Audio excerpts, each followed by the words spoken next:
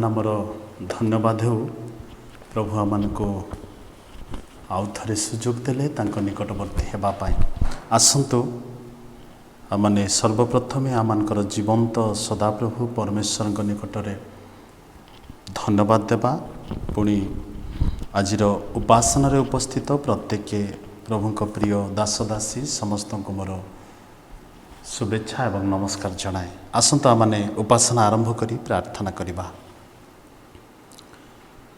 स्वर्गीय पिता तुम महानामर धन्यवाद करुछु। तुम्हें आमको प्रेम करी एपर्यंत प्रभु सुरक्षित रखिच। आमनकर समस्त प्रकार जत्न तत्व नहीं एपर्यंत आमानंक जीवन रे विश्वस्त प्रभु होई तुम्हें कढ़ाई आनिछ बोली आमे तुमर धन्यवाद करुछु। पुनर्बार आज आमने तुम मंदिर मध्य को आसी न पारिले मध्य आपणा आपणा गृह रे बसी तुमर उपासना करिवार सुजोग पाइथिबारु आमे तुमर धन्यवाद करू।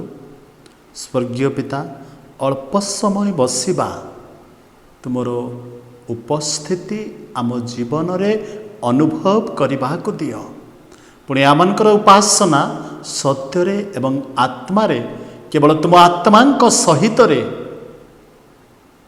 करबा पई तुम्हें आमको कृपा कर। धन्यवाद दो प्रार्थना शुणिल सब गौरव तुमको दे उपासनार अवशिष्ट समय को तुम हस्तर समर्पण करी जीशु नाम मागुअछु आमेन। आमने आज उपासना आरंभ करी गीत गाइबा। आमनक मध्यरे प्रभुंक दासी प्रिय भौणी अच्छंती से सम्मुख को आसी गीत गान करिवे। तापरे आमने अल्प समय वाक्यरू आलोचना करी शेष करिबा। আজি দিনে যিশু নামে করিবি বন্দনা গীতি করিবি বন্দনা গীতি আজি দিনে যিশু নামে করিবি বন্দনা গীতি করিবি বন্দনা গীতি আনন্দরে স্তুতি করিবি আঁঠু পাতি প্রার্থনা করিবি তুমরি সে মহামধুর নামকু আজি দিনে যিশু নামে করিবি বন্দনা গীতি করিবি বন্দনা গীতি আজি দিনে যিশু নামে করিবি বন্দনা গীতি করিবি বন্দনা গীতি রাজা মানঙ্কর তুমে মহারাজা পরম পিতা ঈশ্বর একমাত্র পুত্র পিতা ঈশ্বরঙ্ক পরাক্রম যিশু মোর রাজা মানঙ্কর তুমে মহারাজা পরম পিতা ঈশ্বর একমাত্র পুত্র পিতা ঈশ্বরঙ্ক পরাক্রম যিশু মোর প্রভুঙ্কর বাক্য পড়িবি জগতকু পছে ছাড়িবি তুমরি আলোক পাখরে চালিবি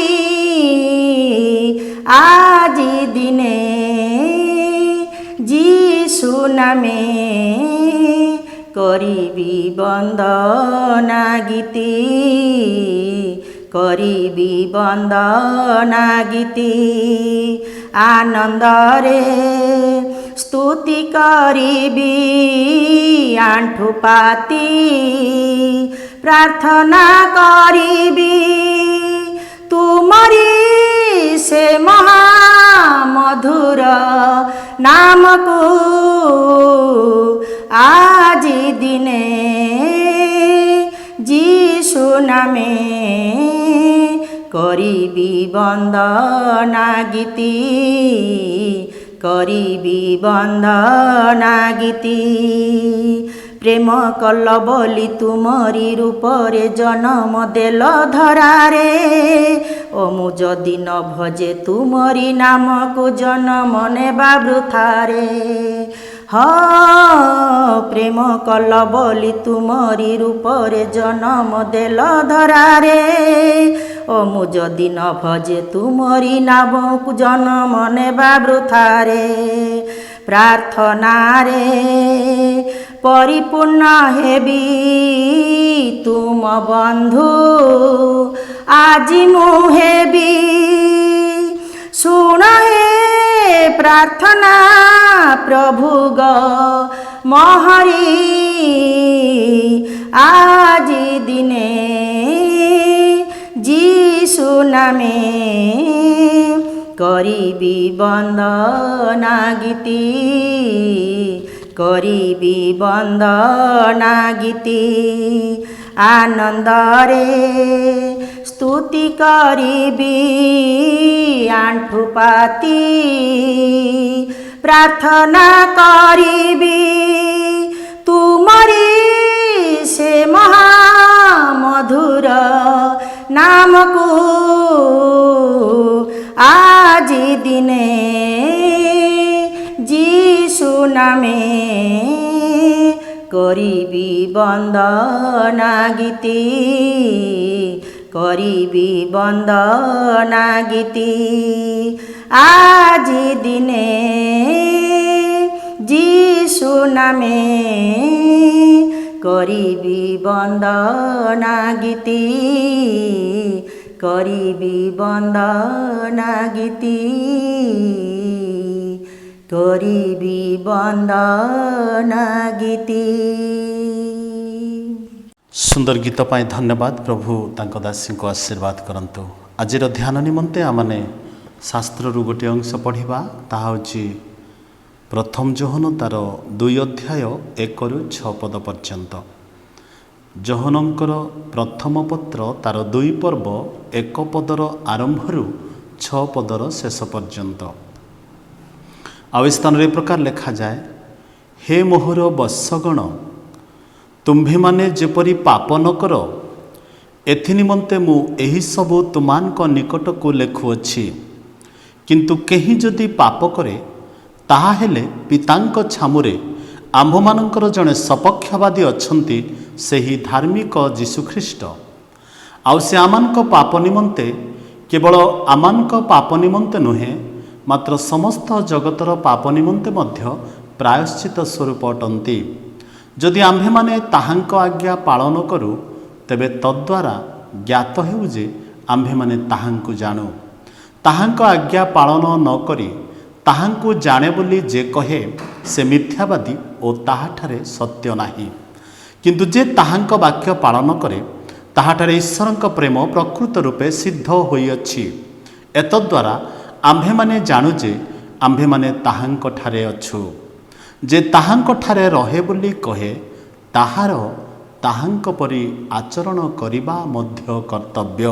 प्रभु ए पठित वाक्य रे आमनको आशीर्वाद करंतु। प्रथम जोहन तार 2 अध्याय 1 रु 6 पद आमने पढ़िलु।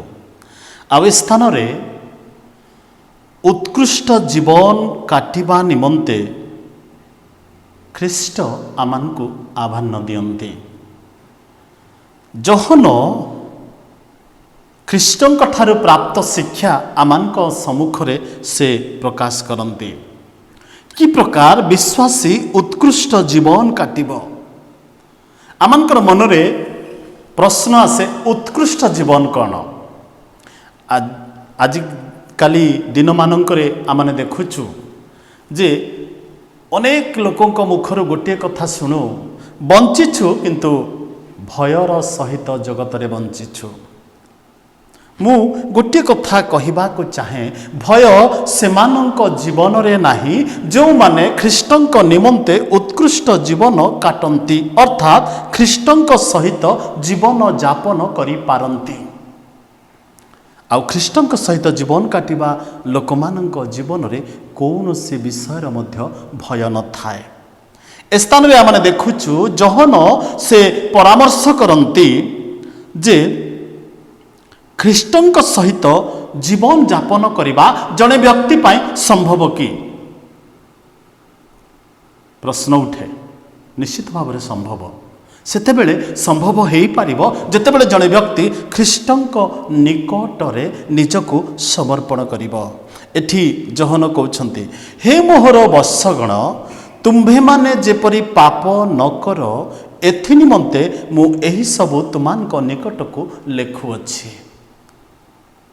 କେଉଁ ପ୍ରକାର ପାପ ତାଙ୍କ ପିଲାମାନଙ୍କ ନିକଟ ଜୀବନରେ ଦେଖାଯାଏ?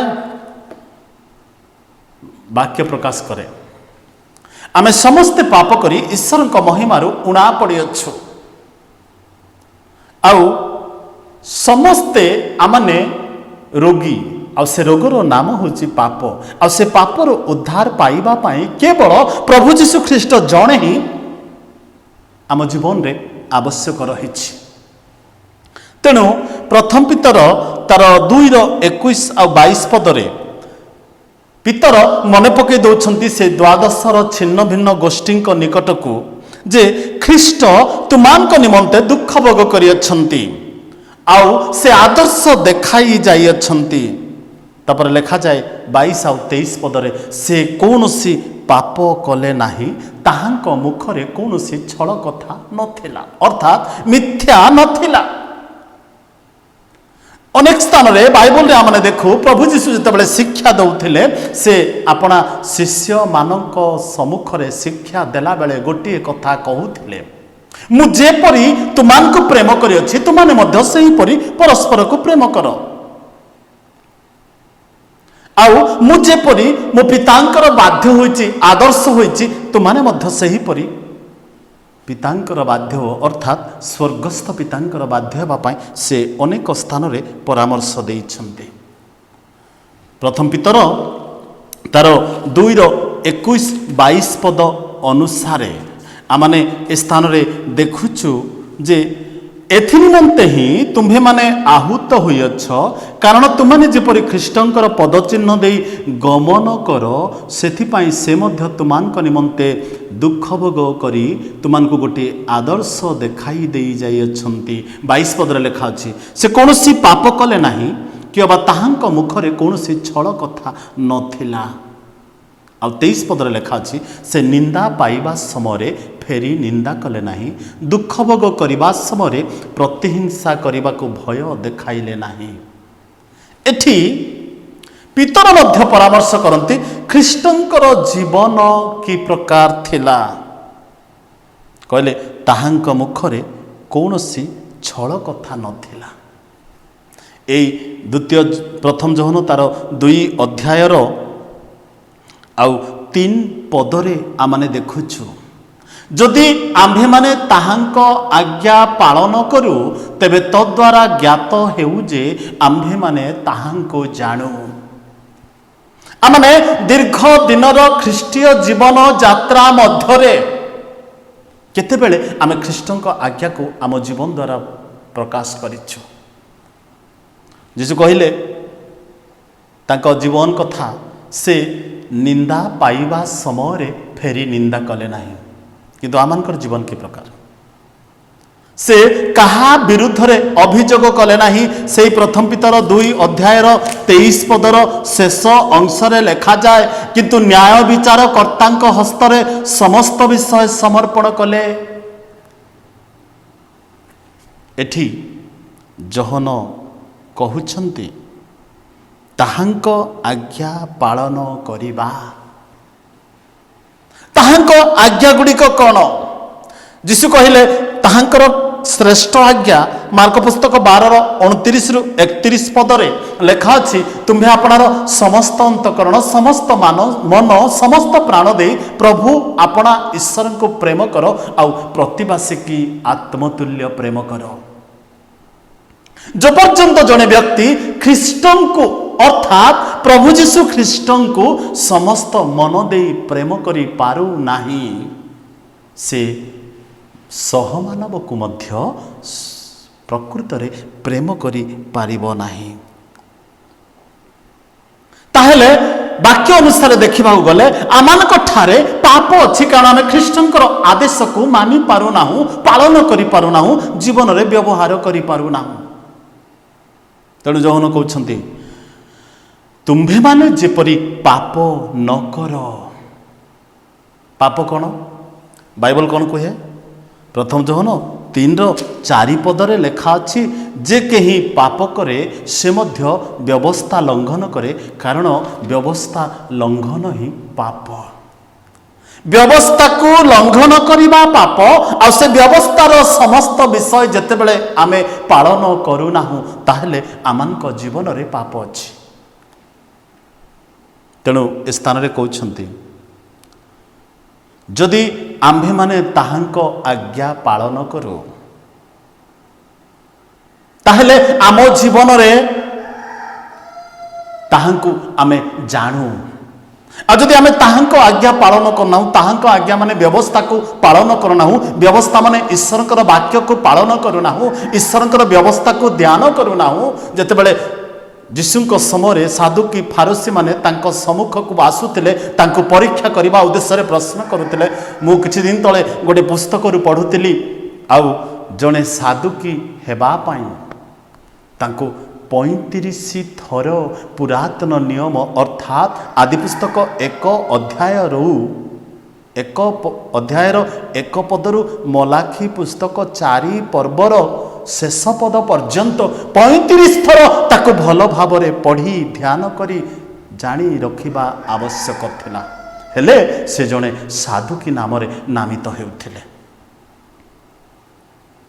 ସେମାନେ ଈଶ୍ୱରଙ୍କ ବାକ୍ୟରେ ପାରଙ୍ଗମ, ଈଶ୍ୱରଙ୍କ ବାକ୍ୟକୁ ଭଲ ଭାବରେ ଜାଣନ୍ତି, ତଥାପି କାହିଁକି ଯୀଶୁ କହିଲେ ସାଧୁକି ଫାରୁସୀ ମାନଙ୍କ ଠାରୁ ସାବଧାନ?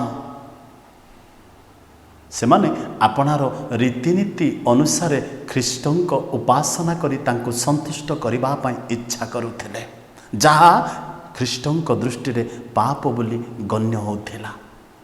ପ୍ରିୟ ପ୍ରଭୁଙ୍କ ଲୋକମାନେ, ଆମେ ଯେତେବେଳେ ପ୍ରଭୁଙ୍କର ଉପାସନା କରିବା ପାଇଁ ଆସୁଛୁ, ଅନେକ ସମୟରେ ମୋର ଜ୍ଞାନକୁ, ମୋର ବୁଦ୍ଧିକୁ, ମୋର ଦକ୍ଷତାକୁ ମୁଁ ତାଙ୍କ ସମ୍ମୁଖରେ ପ୍ରକାଶ କରେ। ଜଣେ ପାଳକ କିଛି ଦିନ ପୂର୍ବରୁ ଜୁମ୍ ଗିର୍ଜାରେ ପ୍ରଚାର କରୁଥିଲେ, ଆଉ ସେ କହୁଥିଲେ, ଯେତେବେଳେ ମଣ୍ଡଳୀର ବୟୋଜ୍ୟେଷ୍ଠ ଲୋକମାନେ ଆଉ ଅନେକ ଲୋକମାନେ ବେଦୀ ସମ୍ମୁଖରେ ଠିଆ ହୁଅନ୍ତି ଆପଣାର ପାପକୁ ଲୁଚାଇବା ପାଇଁ, ମୁଁ କହିଲି କେମିତି ହେବ ଆଜ୍ଞା?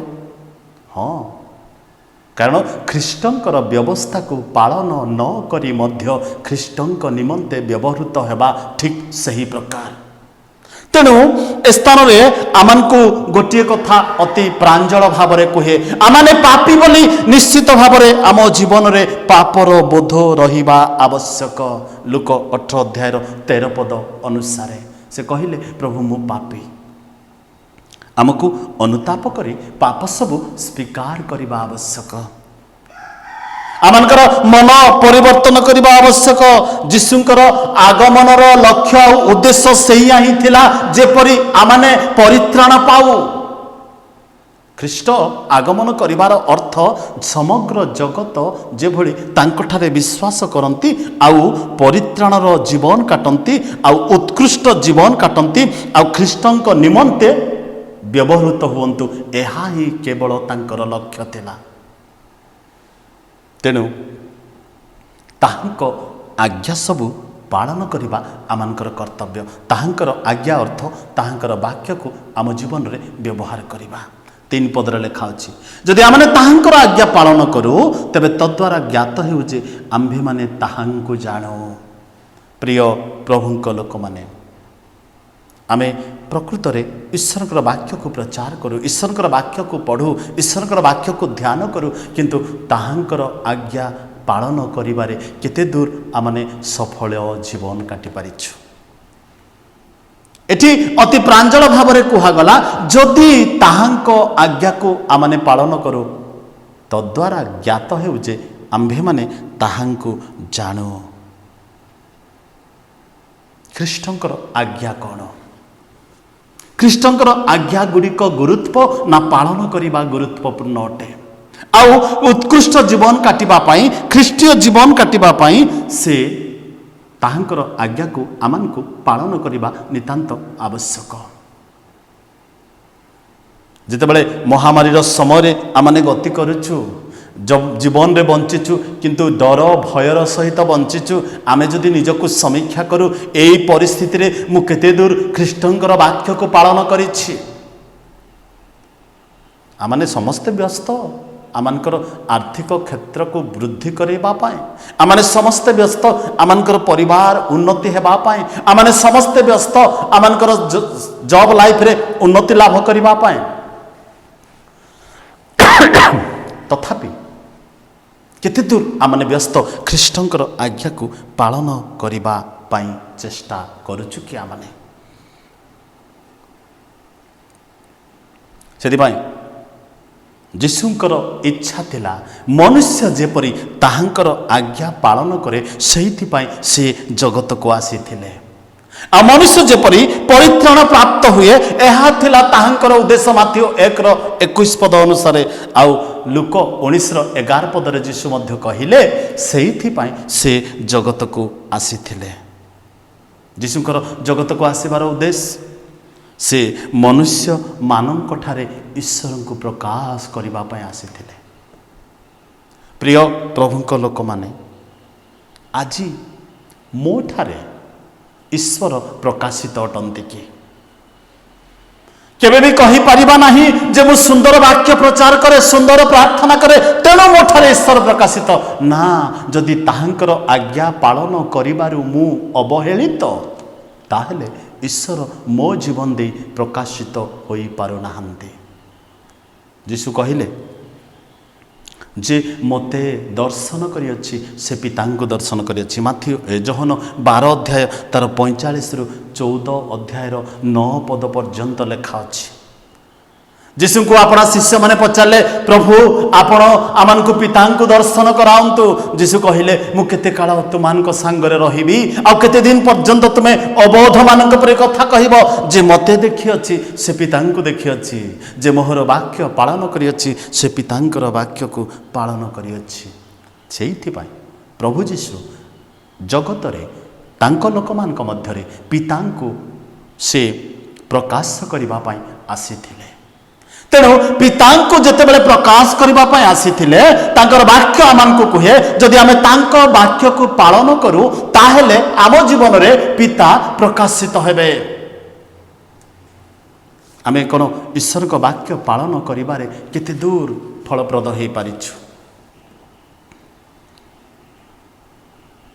ସେ କେବଳ ପିତାଙ୍କୁ ଜଗତରେ ପ୍ରକାଶ କରିବାକୁ ଆସିନଥିଲେ, ସେ ଆମମାନଙ୍କୁ ଈଶ୍ୱରଙ୍କ ସନ୍ତାନ ରୂପେ କିପରି ଜୀବନ କାଟିବାକୁ ପଡ଼ିବ ତାହା ଜଣାଇବାକୁ ଆସିଥିଲେ।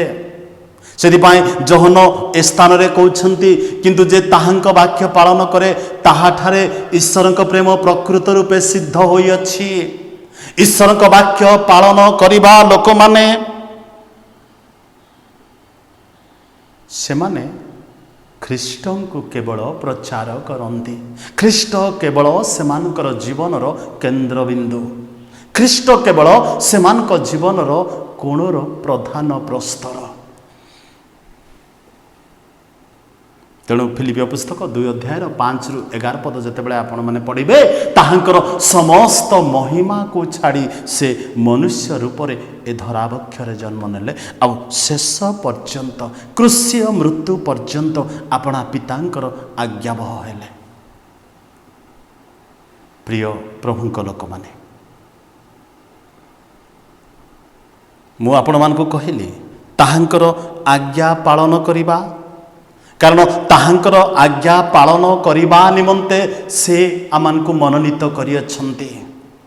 ଆଉ ସେ ଜଗତକୁ ଏଇଥିପାଇଁ ଆସିଥିଲେ, ମନୁଷ୍ୟମାନଙ୍କଠାରେ ପିତାଙ୍କୁ ବା ପରିତ୍ରାଣକର୍ତ୍ତା ପ୍ରଭୁ ଯୀଶୁ ଖ୍ରୀଷ୍ଟଙ୍କୁ ପ୍ରକାଶ କରିବାକୁ। ଆଉ ସେ ଜଗତକୁ ଏଇଥିପାଇଁ ଆସିଥିଲେ ଆମମାନଙ୍କୁ ଈଶ୍ୱରଙ୍କ ସନ୍ତାନ ରୂପେ ପରିଗଣିତ କରିବାକୁ। ଆଉ ଈଶ୍ୱରଙ୍କ ସନ୍ତାନ ରୂପେ କି ପ୍ରକାର ଜୀବନ କାଟିବାକୁ ପଡ଼ିବ ତାହା ଜଣାଇବାକୁ ଆସିଥିଲେ। ତେଣୁ ସେ ମନୁଷ୍ୟ ରୂପରେ ଆସିଲେ।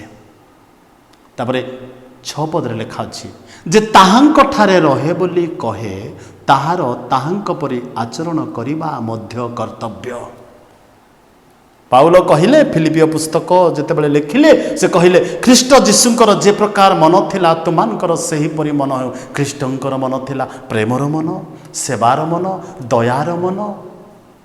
ଆମେ ତାଙ୍କ ଶିକ୍ଷା ମଧ୍ୟରେ ଦେଖୁ ଯେତେବେଳେ ସେ ଶିକ୍ଷା ଦେଉ ଦେଉ ଅନେକ ଲୋକ ତାଙ୍କ ନିକଟକୁ ଆସୁଥିଲେ ଆଉ ସେମାନଙ୍କୁ ଦେଖି ସେ ଦୟାରେ ବିଗଳିତ ହୋଇ ସେମାନଙ୍କର ଆତ୍ମିକ ଖାଦ୍ୟ ଦେବା ସହିତ ଶାରୀରିକ ଖାଦ୍ୟ ପ୍ରତି ମଧ୍ୟ ମନୋଯୋଗୀ ହେଉଥିଲେ। ମୁଁ କେବେ ବି କହିପାରିବି ନାହିଁ ମୁଁ ଖ୍ରୀଷ୍ଟଙ୍କୁ ପ୍ରେମ କରେ କିନ୍ତୁ ମୋ ଠାରେ ଟିକେ ବି ଯଦି ଦୟାର ମନୋଭାବ ନାହିଁ। ଆମେ କେବେ ବି କହିପାରିବା ନାହିଁ ମୁଁ ଖ୍ରୀଷ୍ଟଙ୍କୁ ପ୍ରେମ କରେ କିନ୍ତୁ ମୋ ଜୀବନରେ ହିଂସା ଭରପୁର ମାତ୍ରାରେ ବାସ କରୁଛି। କେବେ ବି କହିପାରିବା ନାହିଁ। ଜଣଙ୍କର ଉନ୍ନତି ଦେଖିଲେ ସହିପାରୁନି ତଥାପି କହୁଛି ମୁଁ ପ୍ରଭୁଙ୍କ ଲୋକ। ତେଣୁ ଯେତେବେଳେ ଆମେ 5 ପଦ ପଢ଼ୁ ସେଠାରେ ଏ ପ୍ରକାର ଲେଖାଯାଏ ଯେ ତାହାଙ୍କ ବାକ୍ୟ ପାଳନ କରେ ତାହାଠାରେ ଈଶ୍ୱରଙ୍କ ପ୍ରେମ ପ୍ରକୃତ ରୂପେ ସିଦ୍ଧ ହୋଇଅଛି। ଆପଣ ଯାହା ବି କରନ୍ତୁ ଯେକୌଣସି ବିଷୟରେ ମନୋଯୋଗୀ ହୁଅନ୍ତୁ ଈଶ୍ୱରଙ୍କର ବାକ୍ୟ ପାଳନ ପ୍ରତ୍ୟେକ ଜୀବନ ପାଇଁ ନିତାନ୍ତ ଆବଶ୍ୟକ। ଯଦି ଈଶ୍ୱରଙ୍କର ବାକ୍ୟ ପାଳନ ନାହିଁ ଆପଣଙ୍କର ସମସ୍ତ କର୍ମ ବୃଥା। ଆପଣ କେବଳ ସାଧୁକି ଫାରସୀ ମାନଙ୍କ ପରି ଛଳନାର ଜୀବନ କାଟି ଜଗତରେ ବଞ୍ଚିଛନ୍ତି। ସବୁର ସମୟ ଚାଲିଗଲା। ଅନେକ ଲୋକ ମୃତ୍ୟୁଭୋଗ କଲେ, ସମୟ ପୂର୍ବରୁ ମରିଗଲେ। ଅନେକଙ୍କର ମନରେ ଏବେ ମଧ୍ୟ ସେ କରୋନା ଭାଇରସର ଭୟ ରହିଛି। ତେବେ ଆସନ୍ତୁ ଏବେ ତ ଖ୍ରୀଷ୍ଟଙ୍କ ନିକଟକୁ ଯିବା। ଲେଖାଗଲା ଯେ ତାହାଙ୍କଠାରେ ରହେ ବୋଲି କୁହେ ତାହାର ତାହାଙ୍କ ପରି ଆଚରଣ କରିବା ନିତାନ୍ତ ଆବଶ୍ୟକ। ଯୀଶୁ କ'ଣ କରିଥିଲେ? ଯୀଶୁ ପ୍ରେମରେ ସେ ଅନେକ ଆଶ୍ଚର୍ଯ୍ୟ କାର୍ଯ୍ୟ କରିଥିଲେ ଯାହାକୁ ଆମେ ଆଶ୍ଚର୍ଯ୍ୟ କାର୍ଯ୍ୟ ବୋଲୁ କିନ୍ତୁ ତାଙ୍କର ମହାନତା ସେ ପ୍ରକାଶ କରିଥିଲେ। ରୋଗୀମାନଙ୍କୁ ସୁସ୍ଥ କରିଥିଲେ, ଅନ୍ଧମାନଙ୍କୁ ଚକ୍ଷୁ ଦାନ କରିଥିଲେ, କୁଷ୍ଠୀମାନଙ୍କର ହାତକୁ ଗୋଡ଼କୁ ସେ ଶୁଚି କରିଥିଲେ। ମାର୍କ 2:1-12 ପଦରେ ଲେଖା ଅଛି ଅନେକ ଲୋକ ତାହାଙ୍କ ନିକଟକୁ ଆସୁଥିଲେ। ଦୟାର ମନୋଭାବ ଆମେ ତାଙ୍କ ଜୀବନରେ ଦେଖୁ। ତାହାଙ୍କର ଆଚରଣ ଥିଲା ଦୟାର ମନ, ତାହାଙ୍କର ଆଚରଣ ଥିଲା ପ୍ରେମର ମନ। ମୁଁ କେବଳ ଏଇ ଗୋଟିଏ କଥା କହିବାକୁ ଚାହେଁ ଯଦି ଆମେ କାହାକୁ ସାହାଯ୍ୟ କରିପାରୁନାହୁଁ, କାହାର ଉନ୍ନତିରେ ଆନନ୍ଦିତ ହୋଇପାରୁନାହୁଁ ତାହେଲେ ଆମଠାରେ ପ୍ରେମ ନାହିଁ, ହିଂସା ରହିଛି। ଆଉ ଯେତେବେଳେ ଆମଠାରେ ପ୍ରେମ ନାହିଁ ତାହେଲେ ଆମଠାରେ ପାପ ଅଛି। ଆଉ ଯେତେବେଳେ ଆମଠାରେ ପାପ ଅଛି ତାହେଲେ ଆମେ ଈଶ୍ୱରଙ୍କର ବ୍ୟବସ୍ଥାକୁ ଲଙ୍ଘନ କରୁଛୁ। ଅନେକ ପ୍ରଭୁଙ୍କ ଲୋକମାନଙ୍କୁ ମୁଁ ଜାଣେ ଯେ ସେମାନଙ୍କର ସମ୍ପତ୍ତି ଏଇଥିପାଇଁ ବୃଦ୍ଧି ପାଇଲା ଯେ ଆମେ ବିଶ୍ୱସ୍ତ ବୋଲି ନା, ବିଶ୍ୱସ୍ତ ବୋଲି ନାହିଁ, କିନ୍ତୁ ପ୍ରଭୁ ଆପଣଙ୍କୁ ଅନୁଗ୍ରହ କଲେ ସେ ଦେଇଥିବା ତୋଡ଼ାକୁ ଆପଣ କି ପ୍ରକାର ବ୍ୟବହାର କରୁଛନ୍ତି। ଆମେ ନୂତନ ନିୟମରେ ଦେଖୁ ପ୍ରଭୁ ଯୀଶୁ ଗୋଟେ ଦୃଷ୍ଟାନ୍ତ ଦେଇଛନ୍ତି। ଜଣେ ବ୍ୟକ୍ତିକୁ 5 ତୋଡ଼ା, ଆଉ ଜଣେ ବ୍ୟକ୍ତିକୁ 2 ତୋଡ଼ା, ଆଉ ଜଣେ ବ୍ୟକ୍ତିକୁ 1 ତୋଡ଼ା।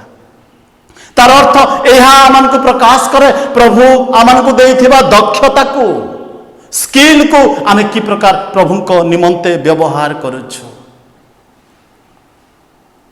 ସେଥିପାଇଁ ପ୍ରଭୁ ଯୀଶୁ ଆମଙ୍କର ଦୈନନ୍ଦିନ ଜୀବନର ବ୍ୟବହାର ଗୁଡ଼ିକକୁ ନେଇ ଉଦାହରଣ ମାଧ୍ୟମରେ ତାଙ୍କ ଶିଷ୍ୟମାନଙ୍କ ନିକଟରେ ବାକ୍ୟ ପ୍ରଚାର କରୁଥିଲେ। ପ୍ରଭୁଙ୍କ ଲୋକମାନେ ପ୍ରଭୁ ଆପଣଙ୍କୁ ଯେଉଁ ଦକ୍ଷତା ଦେଇଛନ୍ତି, ପ୍ରଭୁ ଆପଣଙ୍କୁ ଯେଉଁ ଗୁଣ ଗୁଡ଼ିକ ଦେଇଛନ୍ତି ପ୍ରଭୁଙ୍କ ରାଜ୍ୟ ନିମନ୍ତେ ବ୍ୟବହୃତ ହେବା ପାଇଁ ଆପଣ କେତେ ଦୂର ବିଶ୍ୱସ୍ତ। ତେଣୁ ଜହନ କହୁଛନ୍ତି ତୁମ୍ଭେମାନେ ଯେପରି ପାପ ନ କର ଏଥି ନିମନ୍ତେ ମୁଁ ଏହିସବୁ ତୁମାନଙ୍କ ନିକଟକୁ ଲେଖୁଅଛି। आउ तार तलकू कहले किंतु कहीं जदि पाप करे ताहले पितांक छामुरे आमानकर जड़े सपक्षवादी अछंती सेही धार्मिक जीशुख्रीष्ट से आमानक निमंते आमानक पाप निमंते आमानक निमंते नुहे मात्र समग्र जगतर पाप निमंते प्रायश्चित स्वरूप अटंती तेणु आसंतु तांको ऊपर जेतेबेले आमे संपूर्ण निर्भर करिबा आम जीवन रे निश्चित भाव रे परिवर्तन देखा जिवो आम देखा जाऊँ सुंदर आमर वाक्य सुंदर आम कथार अनेक इम्प्रेस हुंती किंतु प्रकृत प्रेम आम ठारे सेतेबेले प्रकाशित हेबो जेतेबेले से 6 पद अनुसार जदि आमे ताहांक परि आचरण करिबा जौन कहले ताहांक परि आचरण करिबा मध्य कर्तव्य जदि करूछु ताहले कहिबा जे ख्रीष्टंकु मु प्रेम करे आउ मो ठारे पाप नाही।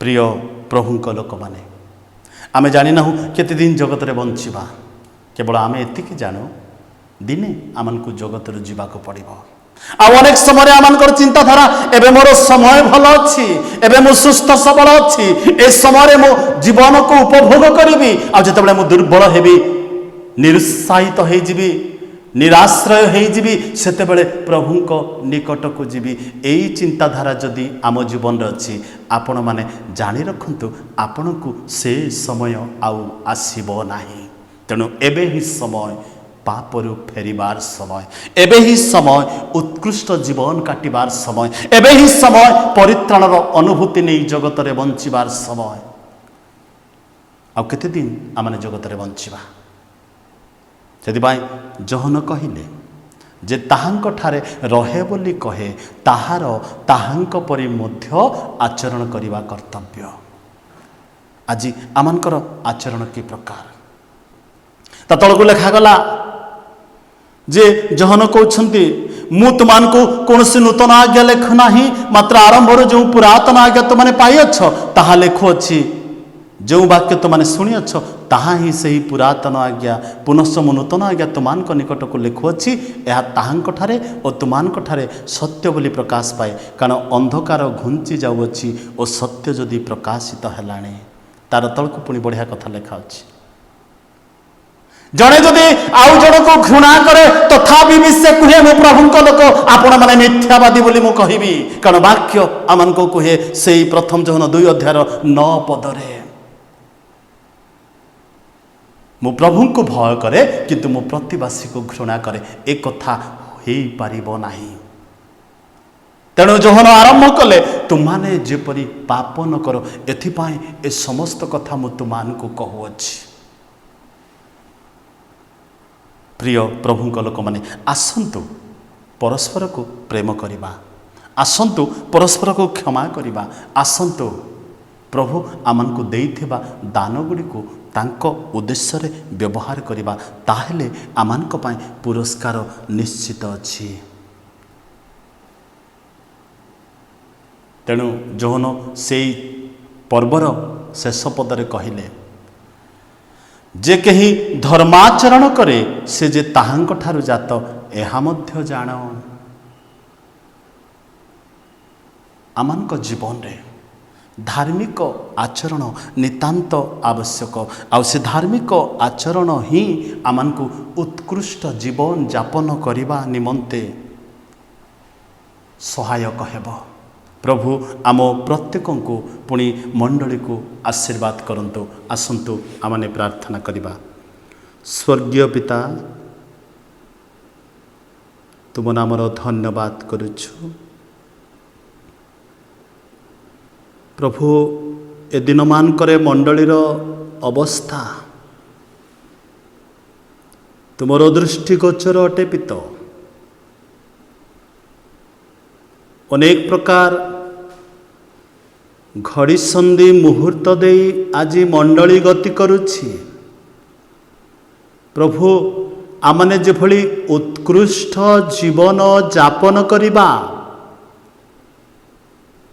तुमर वाक्य को जीवन रे कार्यकारी करिबा परस्पर निमंते प्रभु बोझर सहित तुम निकटरे समर्पण करिबा परस्पर को क्षमा करिबा ତୁମଠାରେ ଆମମାନେ ଯେ ଅଛୁ ତୁମ ପରି ଆଚରଣ କରିବା ସେ ଆଶୀର୍ବାଦ ଆମ ପ୍ରତ୍ୟେକଙ୍କ ଜୀବନରେ ତୁମେ ଦାନ କର।